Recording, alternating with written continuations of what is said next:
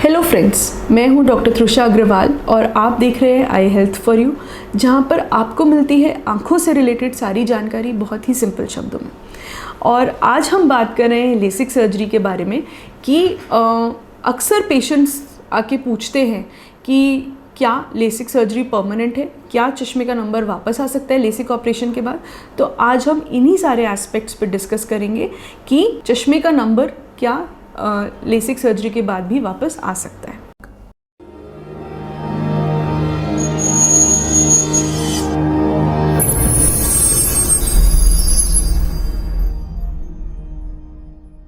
तो पेशेंट्स अक्सर हमसे ये पूछते हैं कि डॉक्टर साहब, क्या चश्मे का नंबर परमानेंटली हट सकता है, हमेशा के लिए हट सकता है, क्या चश्मा लेज़र सर्जरी के बाद भी वापस आ सकता है। तो इसमें अपने को ये कुछ चीज़ें समझनी ज़रूरी होती हैं कि जब हम किसी भी पेशेंट की लेसिक सर्जरी करते हैं तो दो क्राइटेरिया बहुत ही ज़रूरी हैं कि एक तो पेशेंट की उम्र 18 साल से ज़्यादा होनी चाहिए और सेकेंडली उसका चश्मे का नंबर 1 साल तक स्टेबल होना चाहिए। ये दोनों क्राइटेरिया इसीलिए इम्पॉर्टेंट हैं जिससे कि हमको ये पता चल जाए कि उनका जो चश्मे का नंबर है वो फिक्स्ड है और अब वो आगे नहीं बढ़ने वाला है। तो लेसिक सर्जरी में जो चश्मे का नंबर है वो हम बहुत ही एडवांस मशीनों से उस चश्मे के नंबर को हम करेक्ट करते हैं। तो हम जो भी मशीन में चश्मे का नंबर फीड करेंगे वही चश्मे का नंबर जो है वो लेसिक सर्जरी में करेक्ट कर दिया जाएगा। It is as simple as that. तो अगर चश्मे का नंबर स्टेबल है तो फिर चश्मे का नंबर वापस आना बहुत ही मुश्किल है और वापस नहीं आ सकता चश्मे का नंबर लेसिक सर्जरी के बाद। बट कुछ क्राइटेरिया ऐसे होते हैं, कुछ कारण हो सकते हैं जिसकी बाद भी चश्मे का नंबर आ सकता है। तो आज हम उन चीज़ों को डिस्कस करेंगे। तो फर्स्ट जो कारण है कि चश्मे का नंबर वापस आ सकता है वो है कि यदि आपका चश्मे का नंबर स्टेबल नहीं है। लास्ट 6 मंथ्स में 6 मंथ्स टू 1 ईयर में यूजुअली चश्मे का नंबर यदि स्टेबल होता है तो बहुत ही कम चांसेस होते हैं कि चश्मे का नंबर जो है वो आगे बढ़े। तो बट यदि चश्मे का नंबर स्टेबल नहीं है का मतलब है कि यदि 0.5 से ज़्यादा इंक्रीज़ हो रहा है चश्मे का number with in the last 6 months तो फिर हमको वेट करना चाहिए अनदर 6 मंथ्स और हमें देखना चाहिए कि चश्मे का नंबर स्टेबल हो गया और उसके बाद ही हमको लेसिक ऑपरेशन प्लान करना चाहिए।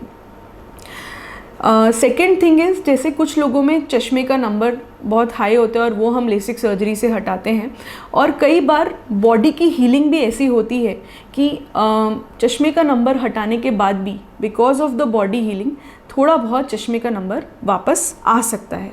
तो ये एक जिसको हम रिग्रेशन बोलते हैं और इसमें चश्मे का नंबर आज हमने ऑपरेशन करा, कल आपको चश्मे का नंबर 0 हो जाता है, but after 6 months 1 year 2 years कई बार 10 ईयर्स के बाद भी थोड़ा बहुत चश्मे का नंबर वापस आ सकता है। इसको हम रिग्रेशन बोलते हैं और ये बॉडी की हीलिंग प्रोसेस चेंज होने की वजह से जो है वो चश्मे का नंबर वापस आया होता है। तो यदि ये 2 कारण हैं चश्मे का नंबर वापस आने के लिए तो इसमें बिल्कुल भी घबराने की बात नहीं है। हम वापस लेज़र पॉलिशिंग से जाके चश्मे का नंबर को हटा सकते हैं। जो 0.51 डायप्टर का नंबर आया है उसको हम बिल्कुल करेक्ट कर सकते हैं। जब हम चश्मे का नंबर दोबारा करेक्ट करने के लिए जाते हैं तो नॉर्मली हम ऑपरेशन के बाद 2 बार चश्मे का नंबर दोबारा चेक करते हैं। 1.5 महीने के अंतर पे 1 से 1.5 महीने के अंतर पे 2 बार चश्मे का नंबर चेक करते हैं। यदि चश्मे का नंबर सेम है, उसमें कोई भी इंक्रीज़ या डिक्रीज़ नहीं हो रहा है, तो जो बचा हुआ चश्मे का नंबर है 0.5 या 1 या 2 नंबर जो है वो हम लेज़र पॉलिशिंग के द्वारा चश्मे के नंबर को पूरी तरीके से हटा सकते हैं।